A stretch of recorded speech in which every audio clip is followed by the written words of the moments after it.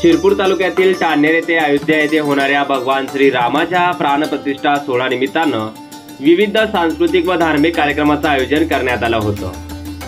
सर्वप्रथम टाणेर येथील राम मंदिर तसेच स्वयंभू श्री भगवान विष्णू मंदिरात सकाळी काकडा आरती करण्यात आली। गावात भगवा पताका तसेच दारोदारी रंगबिरंगी रांगोळ्या सजवण्यात आल्या होत्या। तर विविध ग्रुप व संघटनेच्या वतीनं लाडू, शिरा, बासुंदीचे वाटप करण्यात आलं। तसेच सर्व जाती धर्माच्या मुखातून जय श्रीरामाचा नारा निघताना यावेळी दिसून आला। टाणेर येथे सर्व जाती धर्मांच्या वतीनं गुण्यागोविंदानं रामप्रतिष्ठान सोहळा साजरा करण्यात आला आहे। सर्व धर्म समभावाचे दर्शन यावेळी बघायला मिळालं आहे। सकाळी 10 ते 11 वाजेच्या दरम्यान श्रीरामाचा जयघोष करीत मोटरसायकल रॅली देखील काढण्यात आली आहे।